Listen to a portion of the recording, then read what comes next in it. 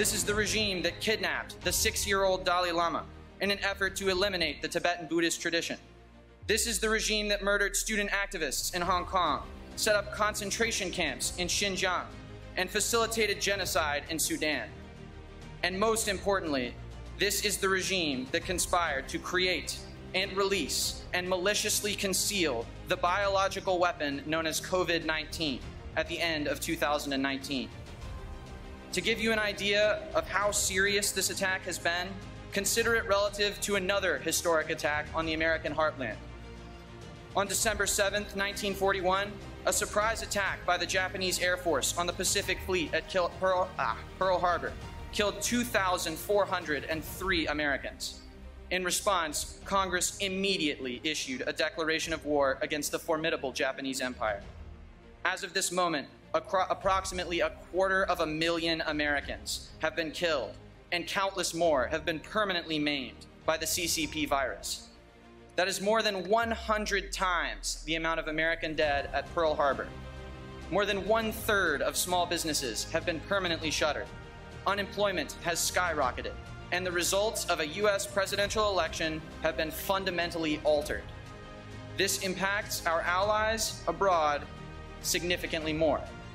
Ladies and gentlemen, this is, without a doubt, an act of war, not just on the United States of America, but on the human race. The reasoning behind this most recent CCP atrocity is quite obvious. President Trump poses a grave threat to the Chinese Communist Party. He always has. By the middle of 2019, his trade war and his hawkish diplomatic policy had brought the speedy growth of the CCP's power abroad to a complete standstill. Initially, they were optimistic that they wouldn't need to survive 4 more years of President Trump. Sex scandals, Kavanaugh, Russiagate, impeachment, the list goes on and on and on. But the beauty of the American Republic is that at the end of the day, the people decide the president, and the people loved Donald Trump. The CCP knew that with the economic and political stability the United States had in 2019, President Trump would easily cruise to re-election in 2020. And this could not be allowed to happen. For an incumbent to lose, you need political unrest and a bad economy.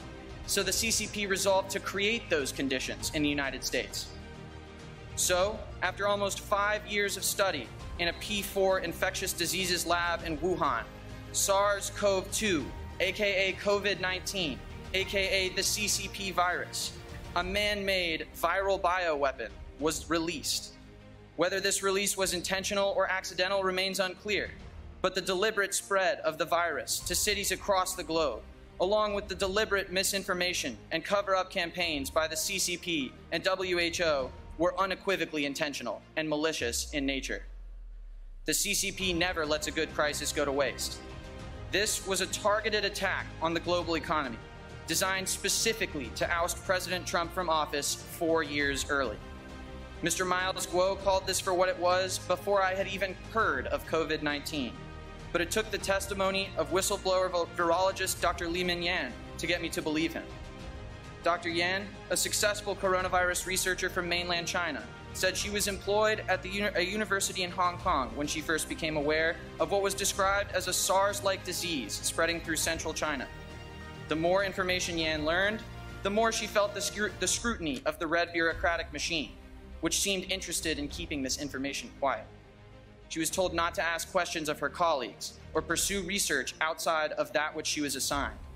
COVID-19, at this point still a preventable humanitarian crisis, had been compartmentalized by the Chinese government.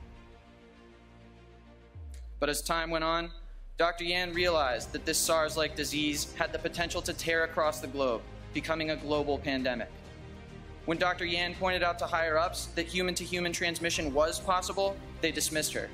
Shortly after, the World Health Organization, at the behest of the CCP, erroneously claimed that human-to-human transmission was not possible. The CCP refused to allow foreign experts to review their data, let alone come to Wuhan. The fix was in, and Dr. Yan felt it. It was at this point that she realized the malicious intentions of the CCP. With the help of some expatriate Chinese sympathizers, Mr. Guo included, she relocated here to the United States of America. She launched a massive media campaign, even appearing on Tucker Carlson Tonight, the most popular cable news program in human history, where she told viewers that this virus was man-made and spread intentionally. She has absolutely no reason to lie, zero reason to say any of these things apart from her moral convictions. And in fact, for her efforts, she has been rewarded with attempts on her life and the lives of her family members. The novel coronavirus, referred to formally as SARS-CoV-2, is a relative of the coronavirus that swept through China during the Bush and Obama administrations, SARS-CoV-1. This older coronavirus, referred to colloquially as SARS, has a significantly higher mortality rate and raised alarm in the scientific community for its potential to become a pandemic. Then, as now, the CCP was less than forthcoming about the scale and nature of the local outbreaks that they were managing. This put Western leaders on the back foot, and our pandemic protocols were thoroughly evaluated. But because of the nature of this disease, it was easy to identify and address local outbreaks. SARS was quickly contained, and no significant outbreaks occurred in the Western Hemisphere. Crisis averted. SARS-CoV-1, as I mentioned earlier, has a very high mortality rate, 10% in China, and was not as infectious as its modern cousin. This made human-to-human transmission slow and outbreaks more noticeable. SARS-CoV-2, on the other hand, the CCP virus, has a very low mortality rate comparatively, under 1% in the United States of America, and it is extremely infectious. With a long incubation period and the potential for asymptomatic carriers, COVID-19 was able to spread like wildfire through the Chinese mainland and then to all corners of the world. The disease was virtually undetected until late December. By that time, it had already begun community spread in major cities like New York, New York, Los Angeles, California, Milan, Italy, Tokyo, Japan, and Seoul, South Korea. The only people with access to any information about the virus were PLA military virologists in Hong Kong and Wuhan, and top-level Chinese government officials.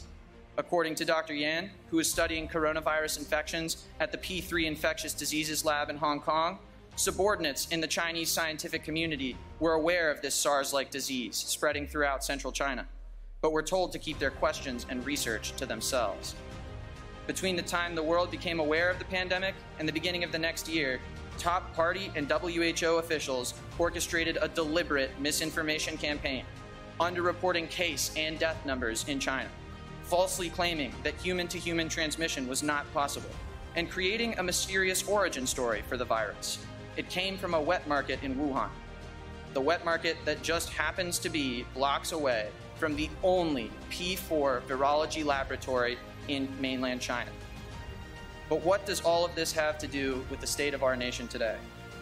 Well, now, here we are, month 11 of the global pandemic. Our economy has been effectively crippled. Political unrest turned violent has ravaged the nation since June.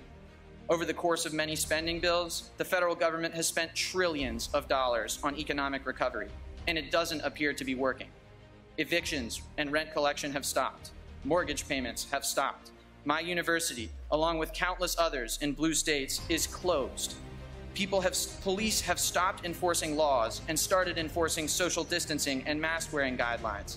Everywhere I go, except right here, right now, I must wear a face covering. This feels distinctly un-American. What are the effects on our nation? Depression, substance abuse, suicide, and domestic abuse are all through the roof, and people are incorrectly directing blame at President Trump. It has nearly cost him the election. Now they've called the election for Vice President Biden. The CCP got what it wanted, and soon this will all be over, right? Forgive and forget? Let's come together as a nation, says the intolerant left? Wrong. The socialist left and the CCP have spent 4 years trying to undermine the results of 2016. And now, with the help of the CCP virus, they're in the process of stealing 2020. This is unrestricted warfare. America, enough is enough. We must hold the CCP accountable for their crimes against our nation and the human race. We must raise the corrupt administration of the CCP to the ground and ensure that not one single red flag rises from the ashes. This is not the fall of the Soviet Union. My fellow Americans, this is the death of Hitler. The American people are the judge and the jury, and President Donald J. Trump has been given a mandate by the people to carry out the sentence. I am confident that in 2021, it will be so. I will leave you all today with some wisdom from the Most High. Proverbs 11:21. Assuredly, the evil man shall not go unpunished, but the descendants of the righteous shall be delivered. My fellow Americans, the new federal state of China is engaged in a most righteous mission. Join us, and we shall be delivered. Thank you.